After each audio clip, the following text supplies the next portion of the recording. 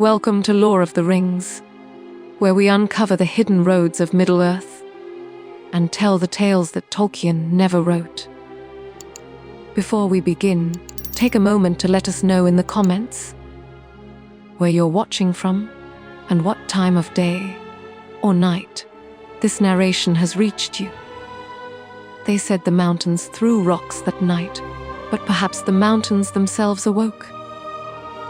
In the year 2941 of the Third Age, a hobbit named Bilbo Baggins found himself clinging to a narrow ledge high in the Misty Mountains, watching what he would later describe as giants hurling boulders in sport.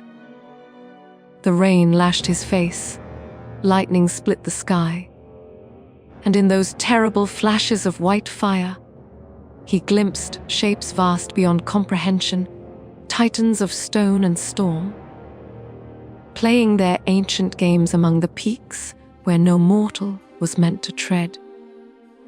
But what if Bilbo's innocent eyes witnessed something far older and more terrible than mere play? What if those towering forms were not throwing stones at all, but awakening from a slumber that had lasted since the world's making? What if the very mountains, those silent sentinels that have watched over Middle-earth since the music of creation, was stirring with a consciousness older than orcs, older than elves, older perhaps than light itself? The thunder rolls across the peaks tonight, and in its voice, we hear echoes of something that should not be forgotten. For in the deepest lore of Middle-earth, buried beneath layers of song and story, lies a truth that even Tolkien himself could barely glimpse, the truth of being so vast, so primordial, that their very existence challenges everything we thought we knew about the shaping of Arda. Listen now to the sound of the wind through the high passes. Do you hear it? That low, mournful note that seems to rise from the stone itself? The dwarves called it the breath of the mountain. The elves whispered of it as the song of sleeping earth. But perhaps it is something else entirely. Perhaps it is the voice of the stone. Giants, dreaming still in the depths of stone and time. Tonight, we journey into the forgotten corners of the legendarium, where myths take shape in granite and basalt, where the boundary between legend and geology dissolves like morning mist. We seek the giants that Bilbo saw, the titans that the maps do not name, the children of stone and storm who walked the world when it was young and wild and unmarred by the shadow of evil. If the giants were only throwing stones, then why did the mountains tremble as if in pain? The lightning strikes, the darkness swallows the peaks, and in that silence, something vast and ancient turns in its sleep. The archives of the Shire speak little of giants. The Red Book of Westmarch, that most precious of Hobbit chronicles, mentions them only in passing, a detail so brief that scholars have long dismissed it as fancy. A touch of the fantastic added to enliven an already improbable tale.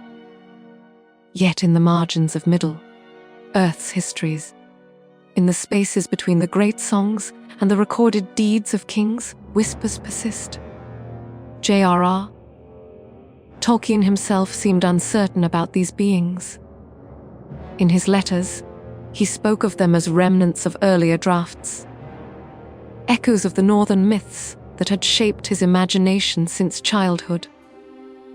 The giants of Germanic legend, the Jotnar of Norse cosmology, these primal forces of chaos and creation that existed before the ordering of the world. Yet even as he wrote of dragons and balrogs, of the Valar and the Maiar, some part of him could not entirely dismiss the stone. Giants from his vision of Middle-earth. Consider the evidence hidden in plain sight. The Eton Moors, those desolate highlands north of Rivendell, where trolls roam and fell things stir. The very name betrays its origin. From the Old English, Utin, meaning giant. Here, in the linguistic archaeology that Tolkien so masterfully employed, we find the first clue to something vast and forgotten. The Moors remember what the histories have lost. In the Book of Lost Tales, those earliest fragments of the legendarium that Tolkien would later revise and refine, we catch glimpses of a wilder cosmology. Here, the world was less ordered, more chaotic, filled with spirits and beings that defied easy classification. Giants walked alongside gods, and the boundary between the animate and inanimate was gossamer, thin. Though Tolkien would later impose more structure on his creation, these early visions retained a primal power, the sense of a world where stone itself might wake and walk. The professor's son, Christopher Tolkien, noted in his commentaries how certain elements persisted across multiple drafts, as if they possessed a life of their own. The stone giants were among these stubborn survivors, refusing to be edited out of existence entirely. They appear in The Hobbit not as central figures, but as glimpses, half-seen shapes in the storm, playing their incomprehensible games while lesser beings cower in the shadows.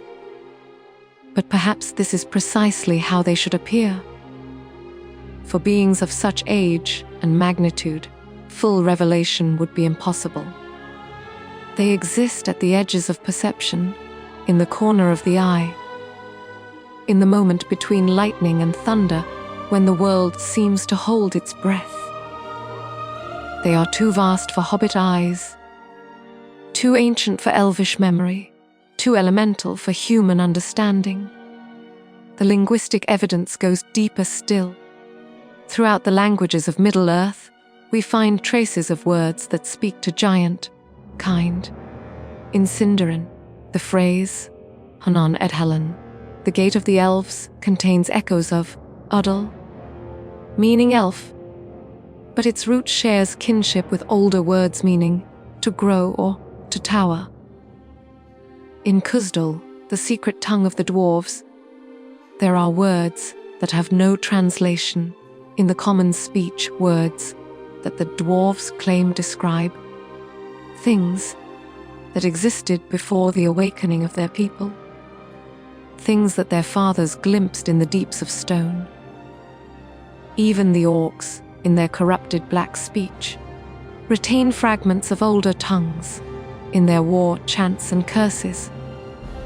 Philologists have detected words that seem to describe beings of stone and earth, not with hatred, as they speak of elves and men, but with something approaching fear.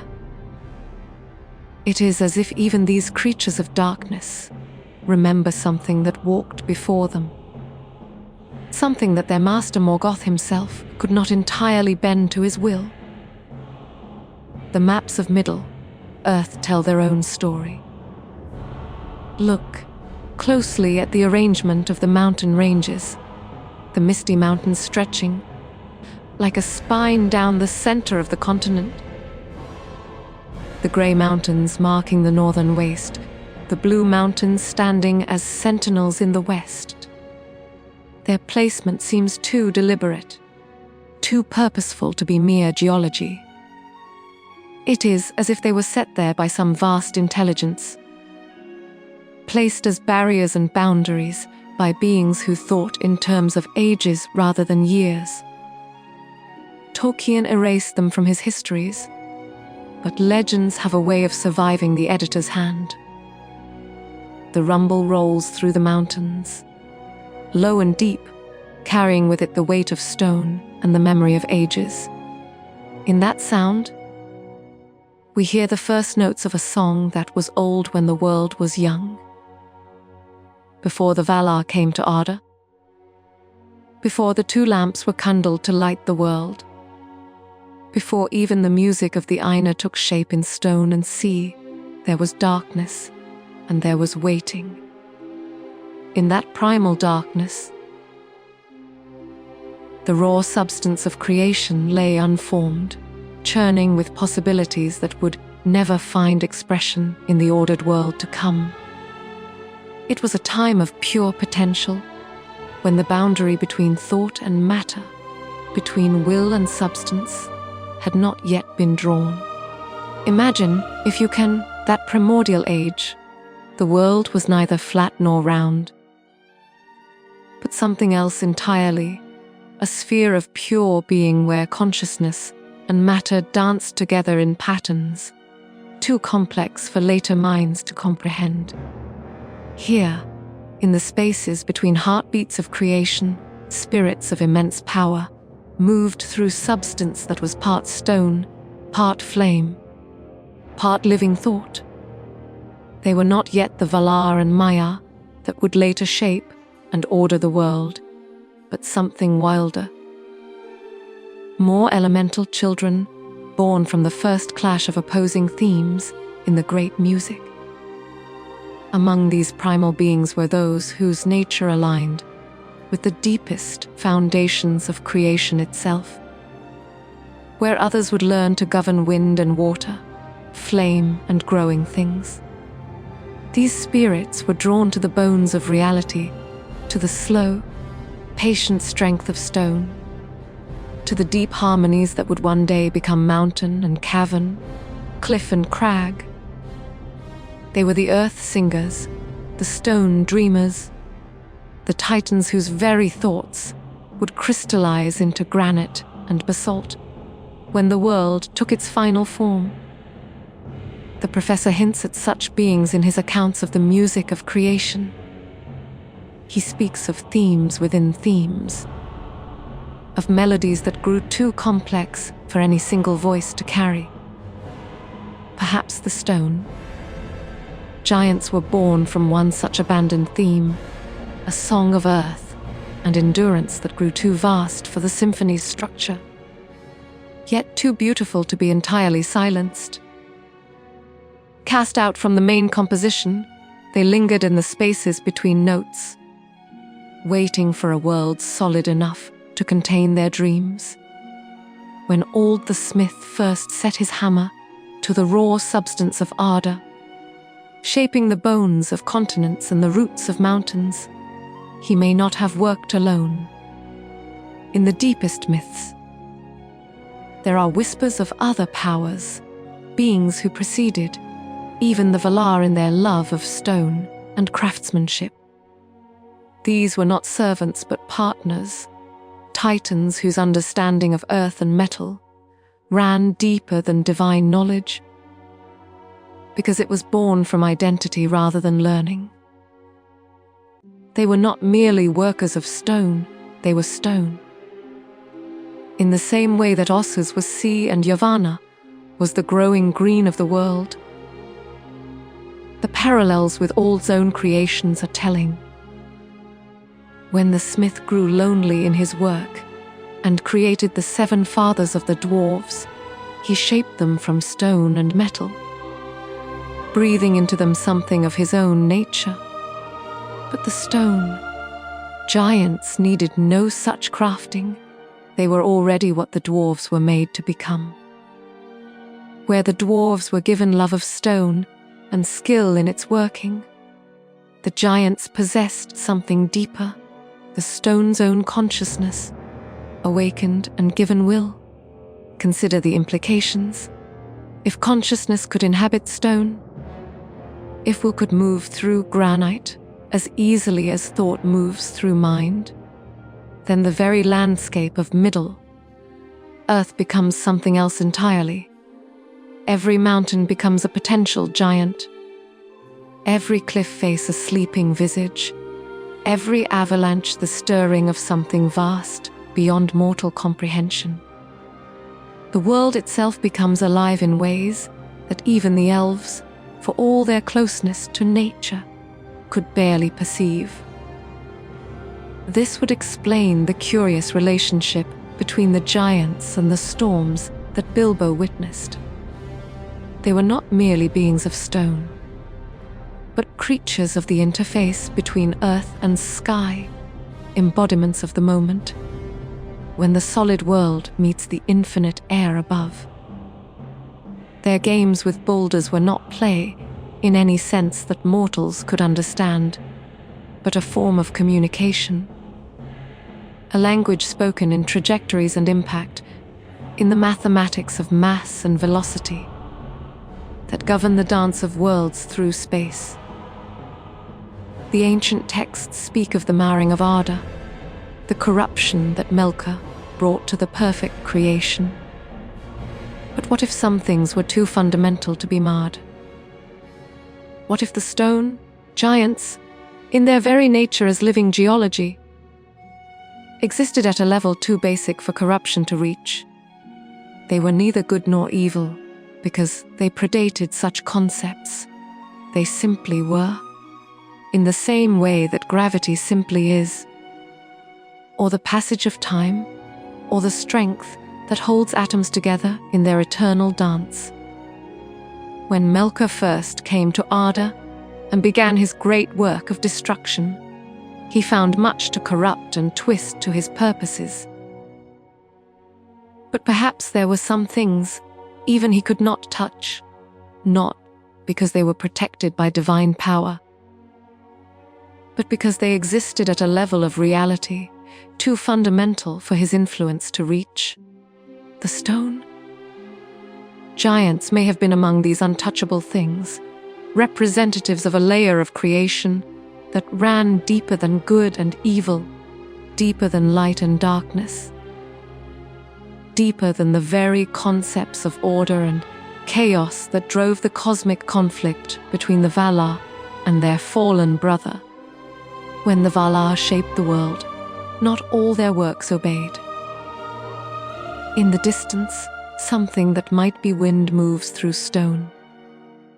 But stone does not sing, and the sound that reaches us carries harmonies too deep for any throat to voice.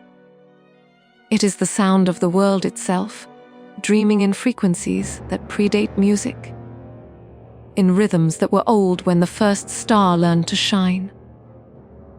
In the high passes of the Misty Mountains, where the air grows thin and the wind carries voices from the void between stars, there exists a phenomenon that the wise of Middle Earth have long struggled to explain.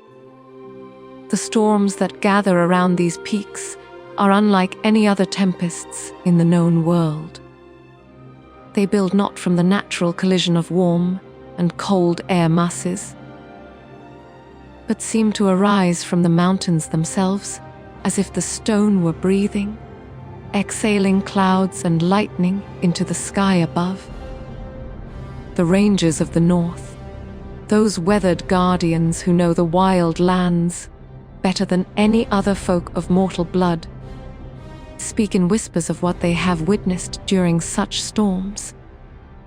They tell of shapes moving within the thunder, heads, of silhouettes vast as mountains, striding through veils of rain and hail.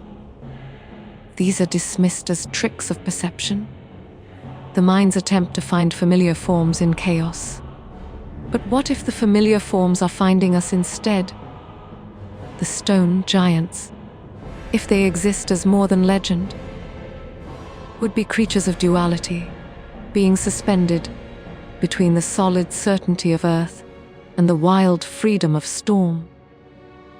They would embody the paradox of the immovable and the ever-changing, representing the strange truth that the most permanent things in our world are also the most dynamic. Mountains grow and erode, continents drift and collide, stone flows like water when viewed across the vast expanses of geological time. Perhaps the giants are simply this truth, made manifest, the revelation that stone itself is fluid when viewed from the proper perspective. Consider their play, as Bilbo described it. The throwing of boulders between peaks, the casual hurling of stones that would crush entire armies, this is not the behavior of earthbound creatures, no matter how large. It speaks instead to beings whose nature transcends the normal relationship between mass and movement, creatures for whom the laws of physics are suggestions rather than absolute constraints.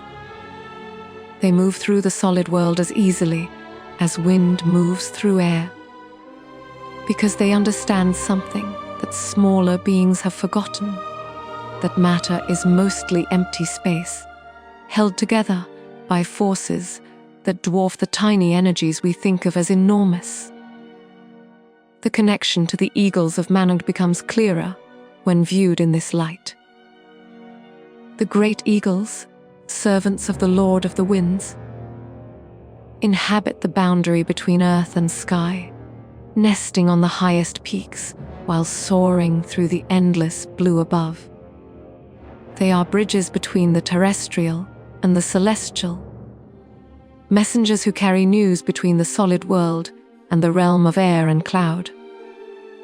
The stone giants may serve a similar function, but in reverse, they are ambassadors from the deep earth to the surface world, representatives of the slow thoughts that move through bedrock and magma, the patient intelligence that governs the rise and fall of mountain ranges. But where the eagles serve the divine will of Manog, the giants owe allegiance to no master save the earth itself. They are not servants but embodiments, not messengers but messages, living expressions of the planet's own vast consciousness. Their indifference to the affairs of the small peoples is not cruelty, but a natural consequence of their scale. They operate on time, frames that make the ages of elves seem like moments, thinking thoughts that unfold across millennia rather than minutes. The Norse influences that shape Tolkien's imagination offer another lens through which to view these beings. The Jotnar of Germanic mythology were not mere monsters, but personifications of primal forces, the raw chaos from which order emerged, and to which it would eventually return. They were neither good nor evil, but something more fundamental. They were necessary. Without the Jotnar to push against, the gods would have nothing to define themselves against. Without chaos, order becomes meaningless. The stone giants may serve a similar function in the cosmology of Middle-earth. They represent the untamed aspects of creation, the parts of the world that resist ordering and shaping, not out of malice, but out of a deeper imperative, the need for some things to remain wild, ungoverned, free from the plans of gods and the schemes of mortals. They are the reminder that no matter how complete our maps become, no matter how thoroughly we explore and catalogue and name every corner of the world, there will always be something beyond our understanding, something that moves by its own laws and dreams its own dreams. Their laughter, for surely giants who play games must know laughter, would sound like avalanches to mortal ears. Their sighs would register as earthquakes, their dreams as the slow shift of tectonic plates. Every aspect of their being would be scaled to match their titanic nature, existing in registers too low for human perception to detect directly. We would know them only by their effects, the rocks that fall without apparent cause, the mountains that seem to shift position between one season and the next, the deep harmonics that sometimes rise from stone in the hour before dawn. The tragedy of such beings would be their eternal solitude, conscious but operating on scales that make communication with smaller creatures nearly impossible. They would be forever isolated by their own magnitude, They could no more explain themselves to a hobbit than a hobbit could explain the concept of adventure to a mayfly. The gulf between their thoughts and those of the peoples who scurry across the world's surface would be unbridgeable, leaving them alone with their games and their dreams, their patient shaping of the world's bones according to patterns too vast for lesser minds to comprehend. Perhaps they were not monsters at all, but weather-given will. The thunder fades into a rhythm that might be breathing, or might be the pulse of the world itself. In the silence that follows, something shifts in the stone beneath our feet, not movement exactly, but the potential for movement, the vast and patient dreaming of weight and time. In the beginning was the music, and the music was discord as much as harmony. The Annulindald speaks of themes and counter-themes, of melodies that clashed and merged and transformed into something greater than their individual parts. But what the tales do not tell us is what happened to the notes that could not be reconciled, the harmonies too complex for the final symphony, the rhythms that fell out of step with the grand design. Perhaps these discarded elements did not simply vanish, but found their own expression in the margins of creation, becoming something wild and wonderful and utterly apart from the ordered world. The War of the Powers, that first and greatest battle for the soul of Arda, was not merely a conflict between Melkor and his brethren, but a fundamental reshaping of reality itself. When the Valar came to the world, they found it raw and unformed, a sphere of potential waiting to be awakened. Their work of ordering was also a work of limitation, the imposition of boundaries where none had existed before, the drawing of lines between possible and impossible, between what was permitted and what was not.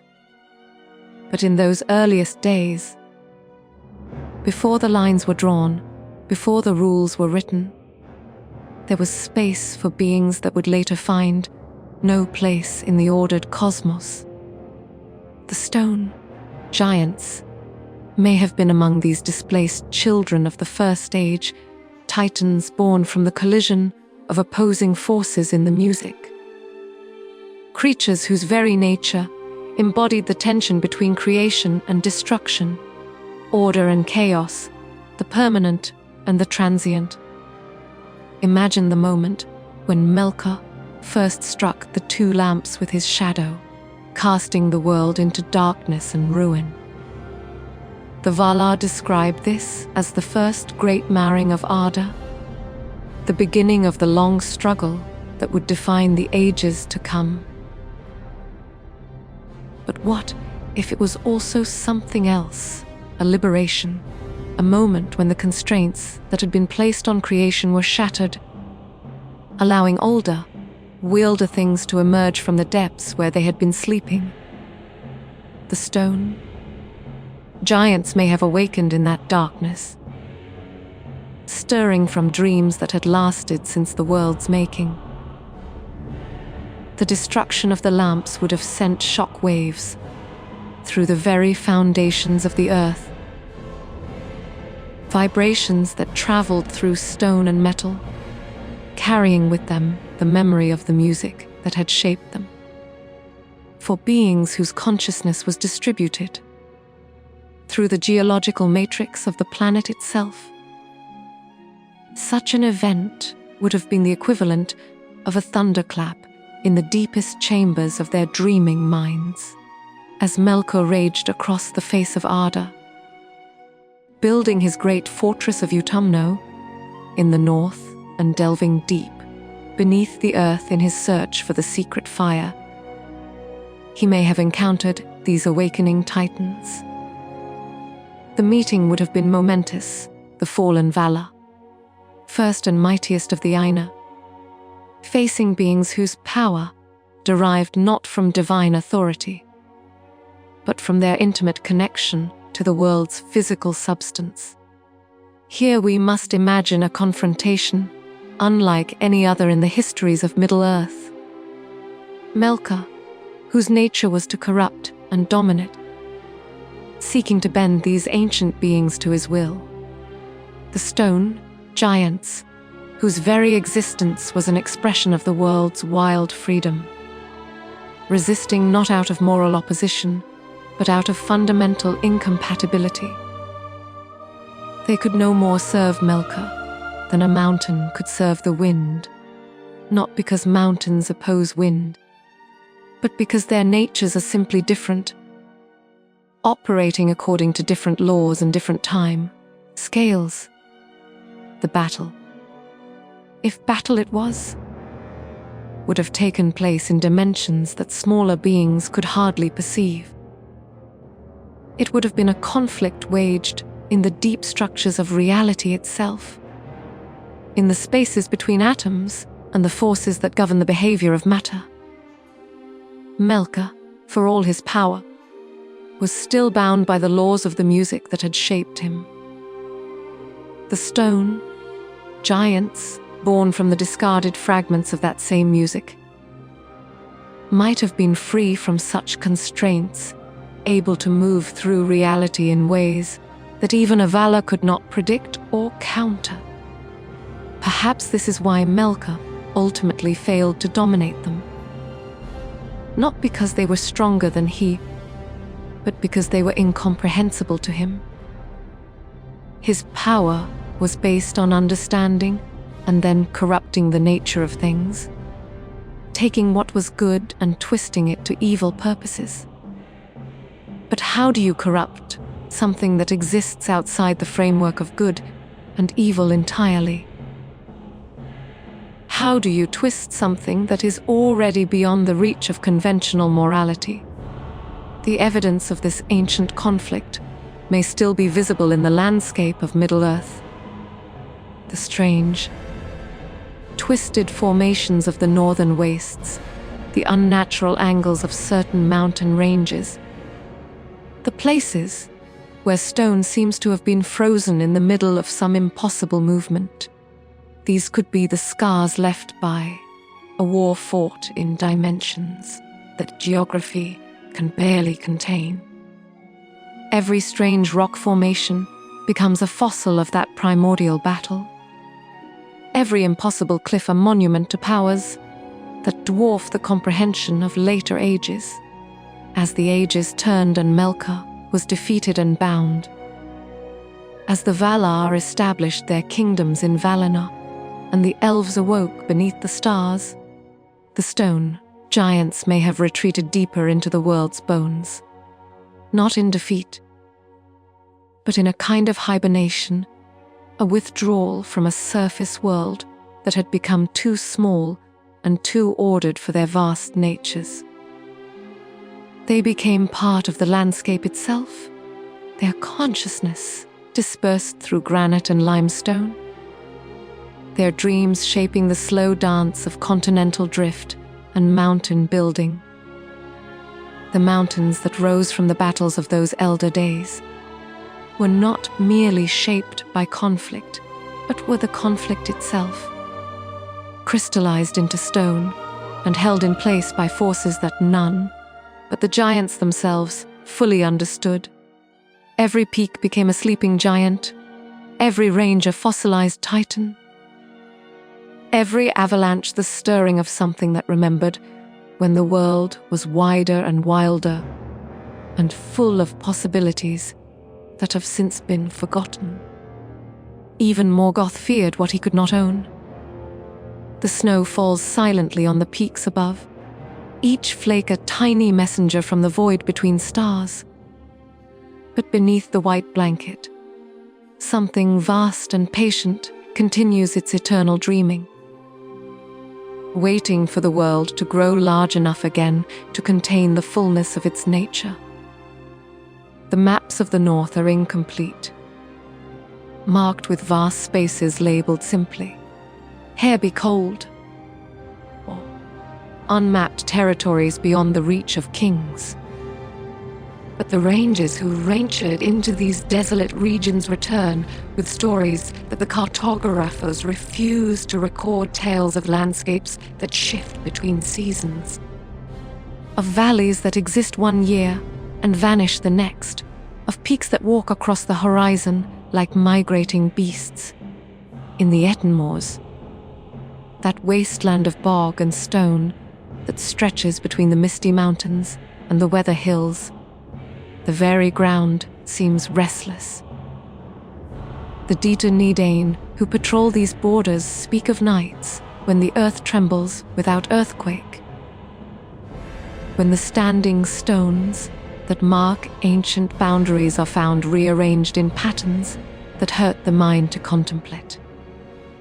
They tell of sounds that rise from beneath the moors, not the gurgle of water through peat, but something deeper, more resonant, like the breathing of something vast and buried. The name itself betrays the truth that the wise choose to ignore. Itten Moors, the moors of the giants, the wasteland where the Otaners once walked. But official histories dismiss this as linguistic curiosity, the echo of forgotten superstitions from the dark years before the return of the kings. Yet the rangers know better.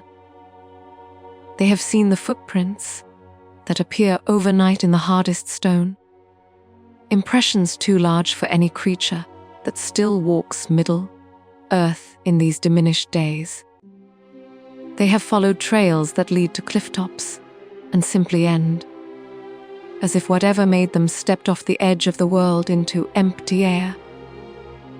North of the Shire, beyond the borders of civilized lands, the Forodwaith stretches into regions that exist beyond the reach of reliable maps. Here, the old stories claim, the world grows thin, and things that belong to older ages sometimes break through into the present.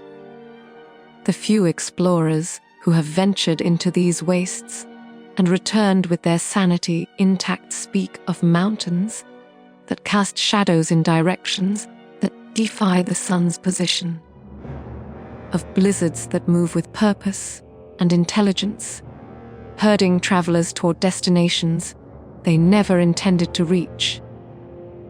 But perhaps the most telling evidence comes from an unexpected source, the Orcs themselves.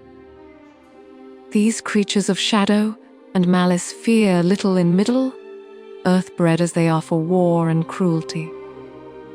Yet even they avoid certain regions of the north, not because of any military threat, but because of something deeper, more primal. In their guttural speech, they have words for these forbidden places, terms that their chieftains claim date back to the earliest days of their race, when Morgoth himself walked openly in Middle-earth, the shamans of the Orc tribes. Those twisted sorcerers who channel the lingering malice of their dark master speak in whispers of the stone fathers, beings so ancient that even Morgoth treated them with wary respect. According to these corrupted legends, the Dark Lord once sought to recruit these titans to his cause, offering them dominion over vast territories in exchange for their service in his war against the free peoples. But the giants' response was not refusal in any sense that lesser beings could understand.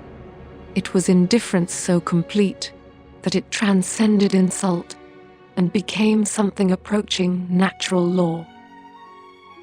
This indifference may be the key to understanding why the stone giants persist, when so many other wonders of the elder days have faded. They exist outside the great narrative that drives the history of Middle-earth, untouched by the rise and fall of kingdoms, immune to the slow entropy that claims even the mightiest works of elves and men. They are not part of the story, they are the stage upon which the story unfolds. the permanent backdrop against which the temporary dramas of the small peoples play out their brief scenes. The elves of Rivendell, with their deep memory and their connection to the music that shaped the world, sometimes speak of nights when they hear harmonies rising from the stones of their valley, melodies too deep for any throat to sing, too complex for any instrument to play.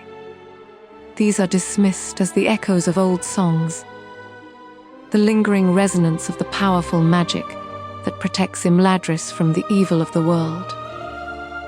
But Elrond himself, when pressed by those he trusts most deeply, admits that some of these harmonies predate even his own long memory, reaching back to ages before the first rising of the sun.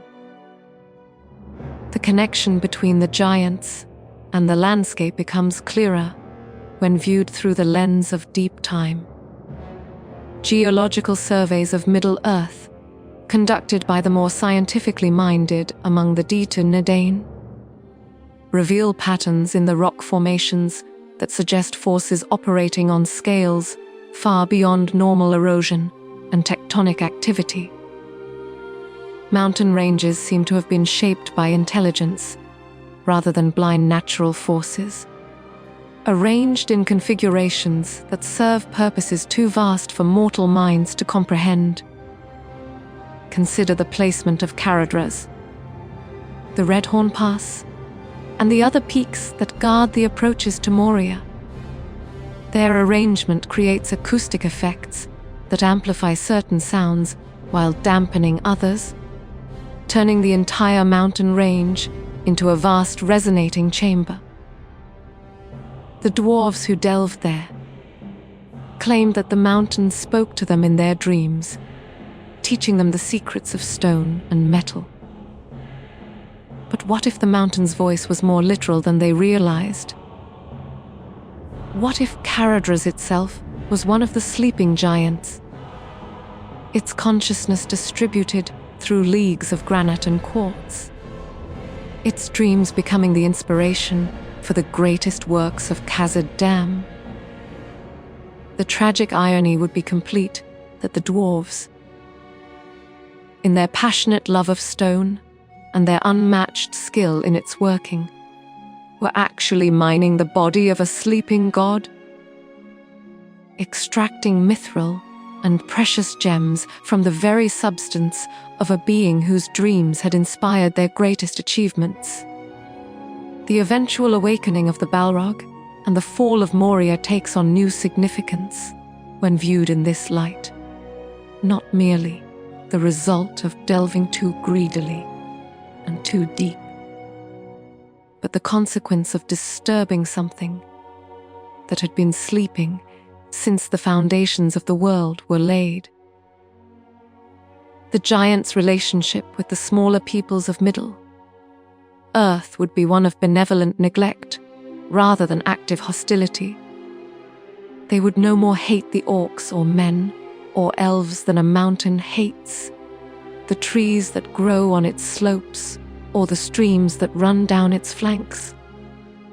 Such beings would be so far beneath their notice as to be essentially invisible, their entire civilizations no more significant than the brief blooming of wildflowers in spring. Yet occasionally, in moments of particular clarity or crisis, the barriers between their vast consciousness and the awareness of smaller beings might thin. The legends of the North speak of travelers who have found themselves guided by invisible hands, through blizzards that should have killed them, led by paths that appeared beneath their feet to safety and shelter.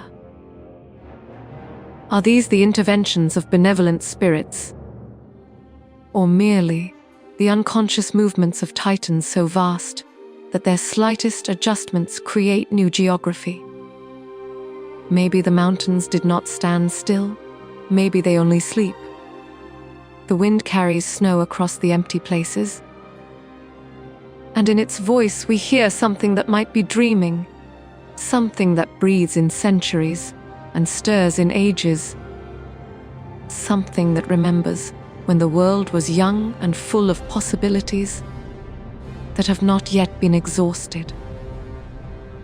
The sinking of Nemena marked more than the destruction of the greatest kingdom of men. It was a fundamental alteration in the nature of reality itself.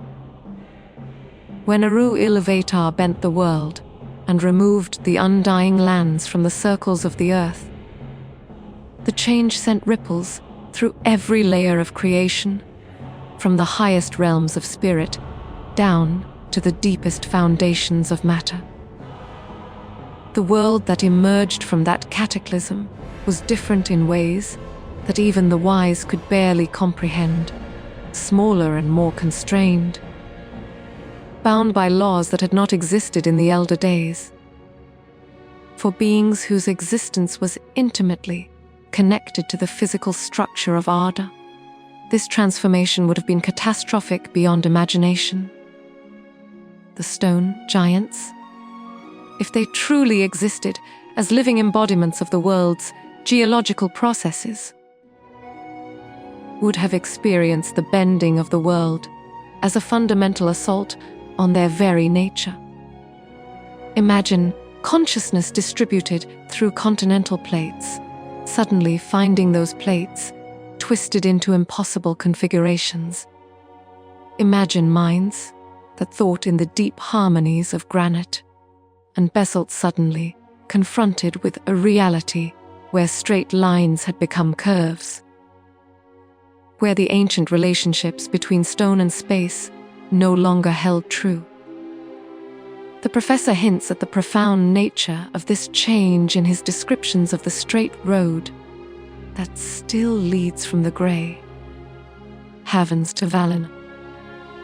This path exists in the old shape of the world, following geometries that no longer apply to the bent earth that mortals inhabit. For the stone giants, every path they had ever known would have become similarly disconnected from reality. The deep roads through the world's bones, the ancient highways of stone and metal that had carried their thoughts across continents, would have been shattered and reformed according to new and alien patterns. The evidence of this cosmic trauma may still be visible to those who know how to read the landscape's deeper story. Throughout Middle-earth, there are geological formations that make no sense according to natural processes, rock strata twisted into impossible knots, mineral veins that follow patterns too complex for random chance, mountain ranges that seem to have been frozen in the middle of some titanic convulsion. These could be the scars left by the world's bending, the places where the giants' distributed consciousness was torn and fragmented by forces beyond even their ancient power to resist. In the deepest archives of Gondor, among scrolls that few are permitted to read, there are accounts from the dark years following Nen Mena's fall that speak of upheavals far beyond the obvious devastation. The scribes of that time recorded earthquakes that followed no natural pattern, avalanches that moved uphill, storms of stone that fell from clear skies. The official histories dismiss these as the hysterical exaggerations of a traumatized people. But what if they were literal descriptions of the world's convulsions as it adapted to its new shape? The stone giants, caught in this cosmic realignment, may have faced a choice that no conscious being should have to make. They could attempt to maintain their coherent identity and be torn apart by the contradictions of the new reality. Or they could surrender their individual consciousness and merge with the changed landscape, becoming part of the world's new structure rather than attempting to remain separate from it. The evidence suggests that most chose the latter path, allowing their vast minds to fragment and disperse into the reformed geology of Middle-earth. This sacrifice would explain much about the changed nature of the world in the later ages.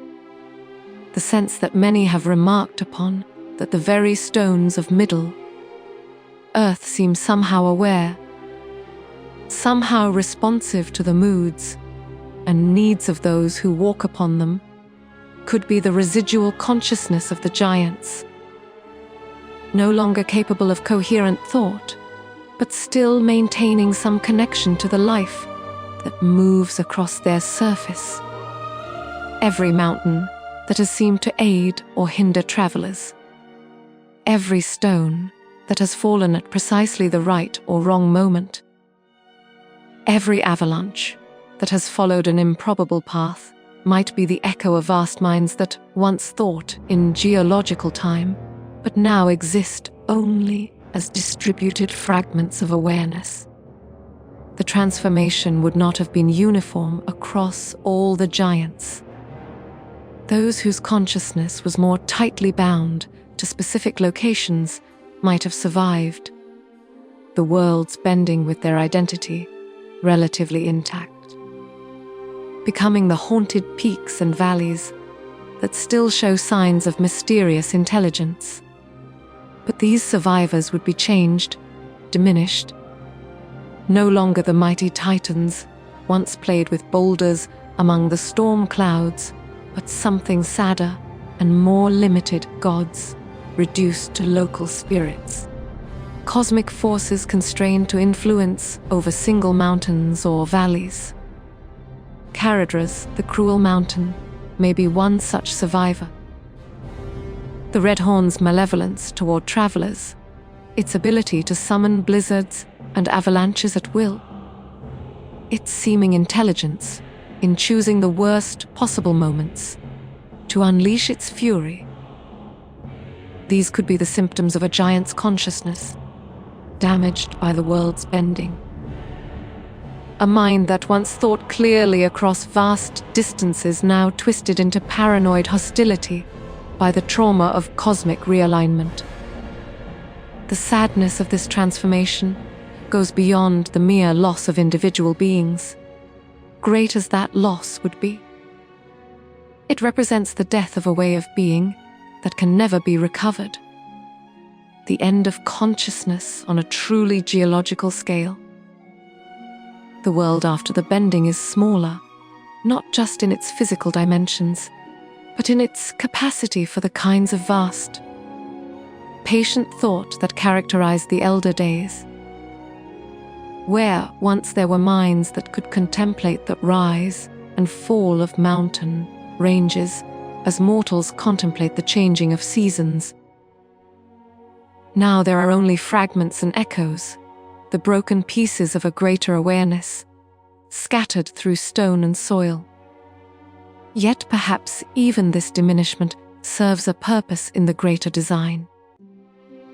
The dispersal of the giant's consciousness into the landscape may have been necessary to maintain the world's stability in its new configuration.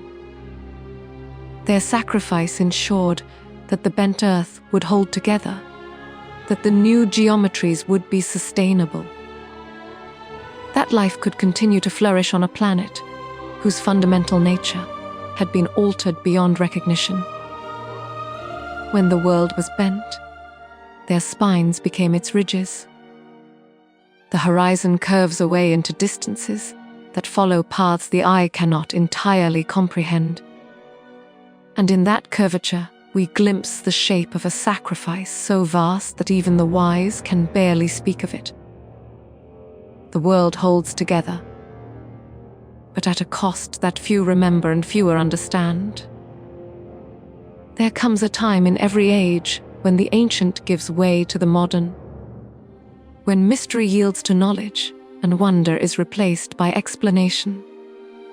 In the fourth age of Middle-earth, as the dominion of men began in earnest, and the last of the elves took ship for the undying lands, this transformation accelerated until even the memory of magic began to fade from the world.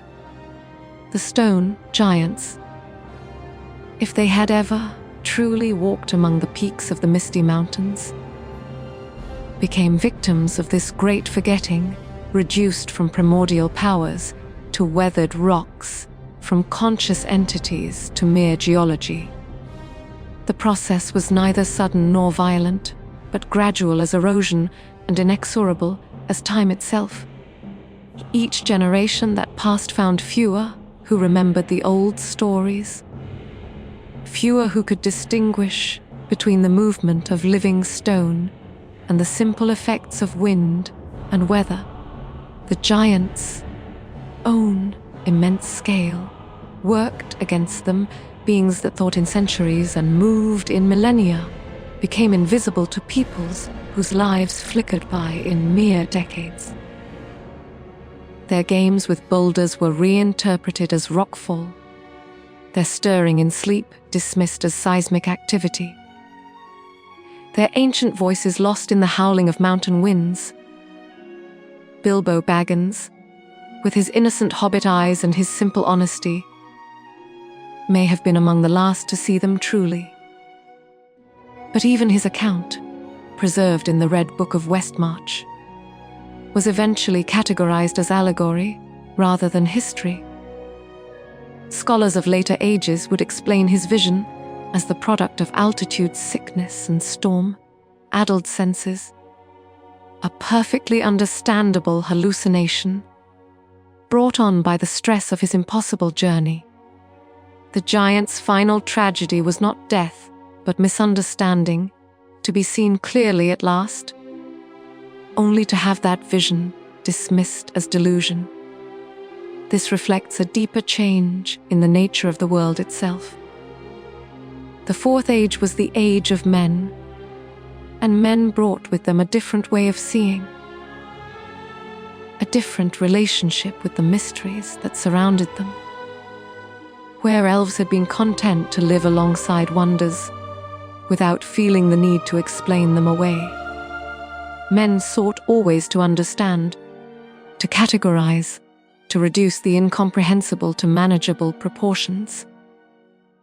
This was not cruelty but necessity, mortals, with their brief spans and urgent needs, could not afford to spend decades in contemplation of cosmic mysteries. They needed answers that could be grasped quickly and applied immediately to the practical problems of survival and civilization. The giants, beings whose very existence was predicated on mystery and scale beyond mortal comprehension, found no place in this new world. They were too large for the kingdoms that men built, too slow for the pace of mortal life, too alien for the philosophies that humans constructed to make sense of their existence. Like the elves, though for different reasons, they became strangers in their own world, watching from the margins as a new order emerged that had no room for their ancient ways. But perhaps this fading was not entirely involuntary. The giants may have chosen to withdraw from direct interaction with the world, recognizing that their presence was becoming increasingly disruptive to the natural order of the new age. Their games, harmless enough when witnessed only by eagles and cloud spirits, became dangerous when mortals began to build roads through mountain passes and establish settlements in valleys that had once been empty of all life save their own. Every boulder thrown in ancient Plano threatened to become an avalanche that could destroy a village. Every stirring in sleep risked triggering an earthquake that could topple the carefully constructed works of men. So they retreated deeper into the world's bones, allowing their consciousness to disperse ever more widely through the geological matrix of Middle Earth. Where once they had been individuals, recognizable entities with distinct personalities and purposes, they became something more abstract, the spirit of stone itself, the slow intelligence that governs the rise and fall of mountains, the patient wisdom that shapes continents across the vast expanses of geological time. The transformation was not without its own bitter poetry. In becoming part of the landscape, the giants achieved a kind of immortality that even the elves might envy. Where the firstborn would eventually fade or sail west, leaving Middle Earth forever, the giants became the world itself. Every mountain range bore the imprint of their consciousness. Every cliff face reflected their ancient thoughts. Every cave system followed pathways carved by their dreams. They did not die, they became geology. Their individual identities, sacrificed to ensure that something of their essential nature would persist as long as the world endured. The irony was complete. In an age that prized explanation over mystery, the greatest mystery of all hid in plain sight, the very ground that men walked upon, the mountains they mapped and named and conquered, were the bodies of sleeping gods. Every quarry cut into living flesh, every mine shaft driven through dreaming minds, every city built upon the bones of titans whose thoughts had once moved continents. Yet none recognized what lay beneath their feet, and perhaps that blindness was a mercy, for what mortal could bear the knowledge that every step was taken on the face of something infinitely ancient and infinitely patient. The giants' lament, if they could still sing one, would not be for their own fate, but for the world's loss of wonder. They had been among the last representatives of an age when reality was larger and stranger, and more beautiful than human reason could contain. Their passing marked not just the end of their own kind, but the closing of a chapter in the world's story, the final victory of the explicable over the numinous, of the mapped over the unknown, of the small and immediate over the vast and eternal. The mountains still dream, but none now speak their names. In the silence that follows this recognition, we can almost hear it, the sound of vast hearts beating in frequencies too low for mortal ears to detect, the whisper of thoughts that unfold across centuries rather than seconds, the patient breathing of beings who have become the world itself and who wait, with infinite patience, for the wheel of ages to turn once more toward mystery.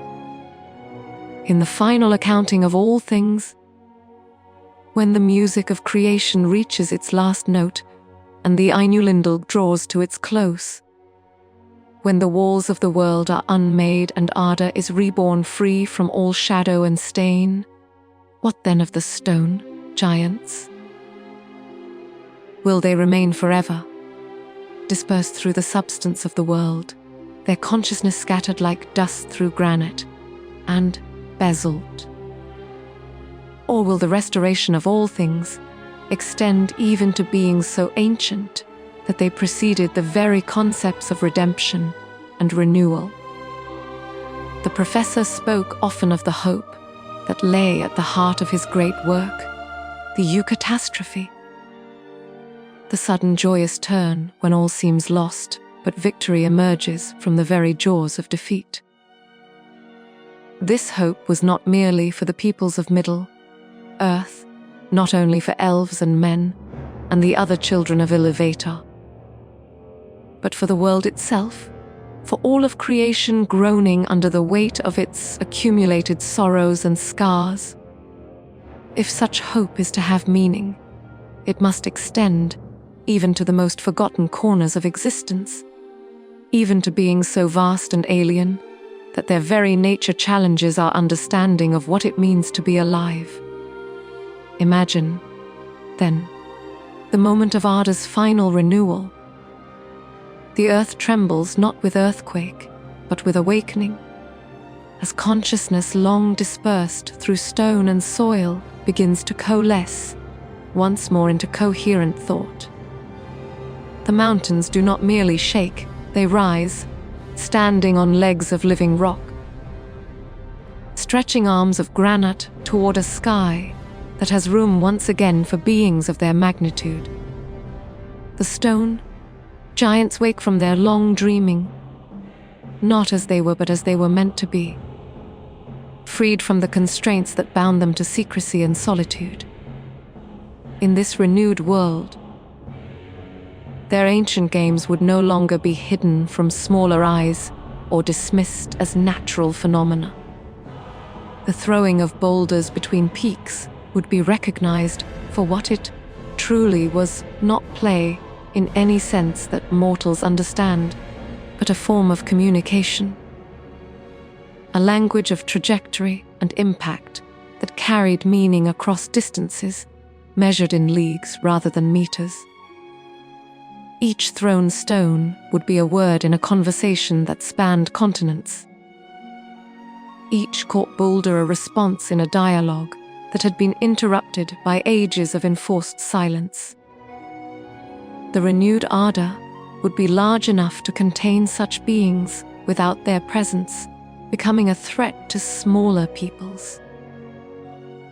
There would be room for creatures that thought in geological time and moved with the patience of stone.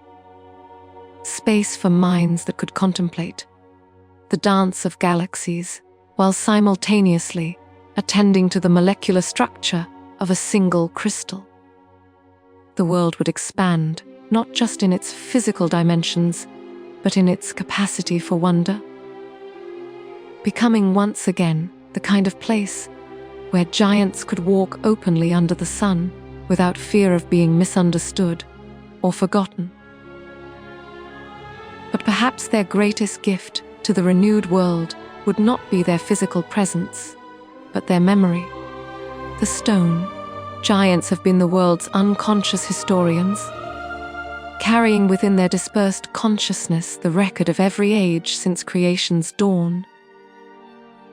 In their awakening, all the lost stories would be recovered, the songs that were sung before the elves woke, the kingdoms that rose and fell in the dark years between the destruction of the lamps and the making of the trees.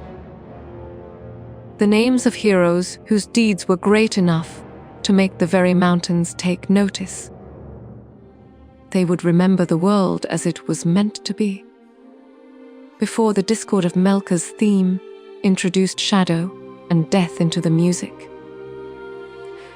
Their memories would serve as a template for the restoration, a geological record of paradise that could guide the remaking of all things.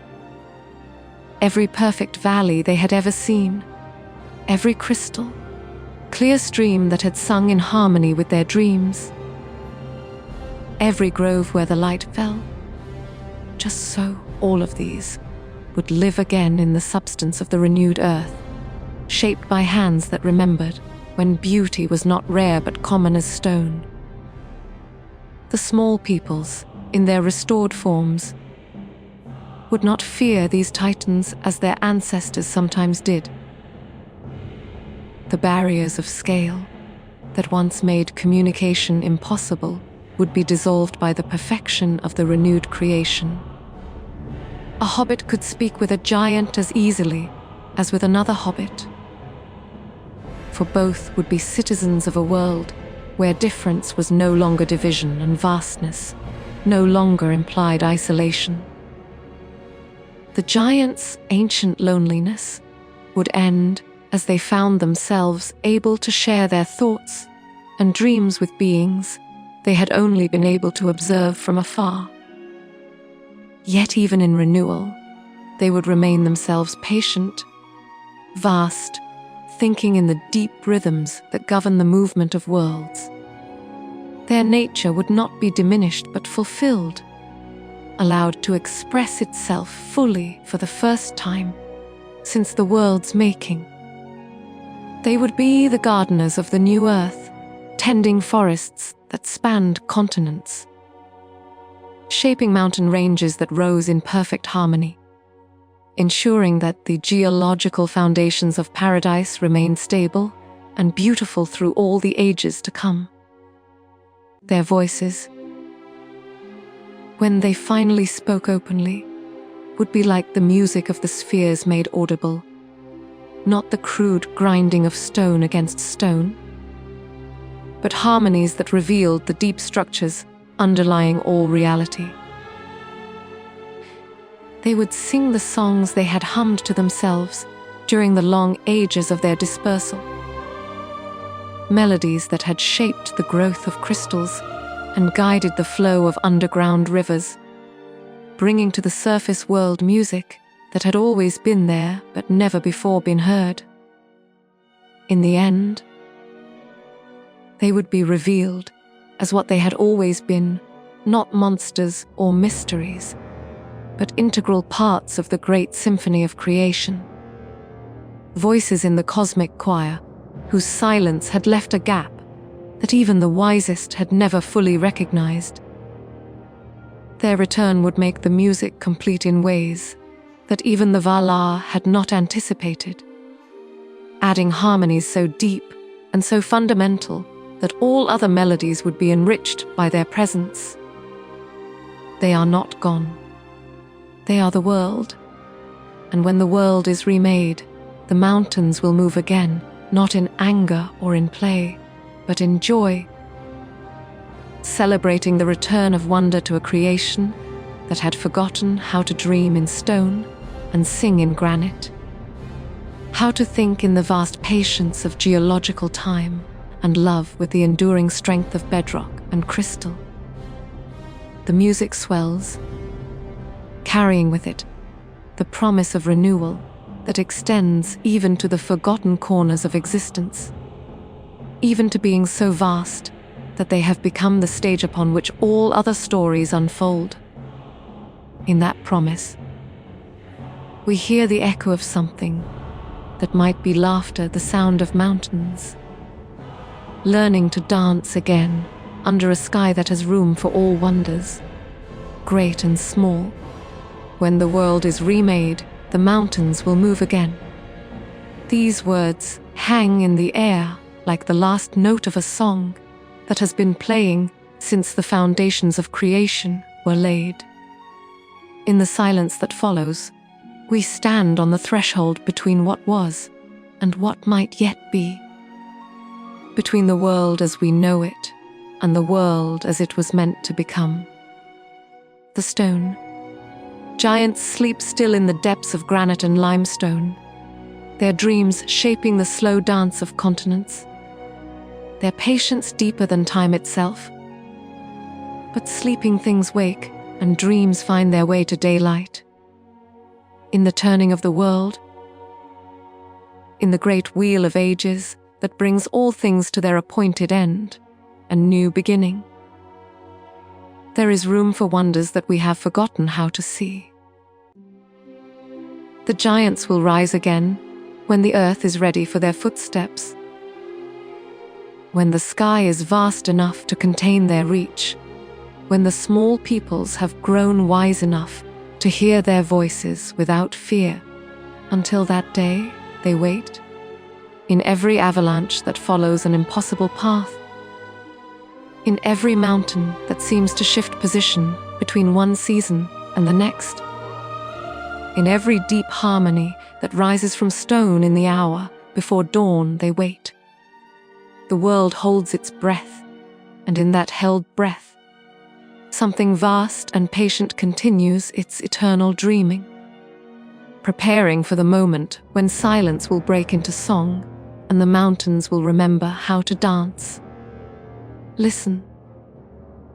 In the wind through the high passes, in the settling of stone in the deep places, in the rhythm of your own heart, echoing the pulse of the world itself, listen.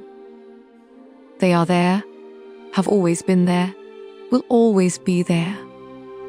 The stone, giants of the Misty Mountains, creatures older than orcs, older than elves, older than the very concept of age itself.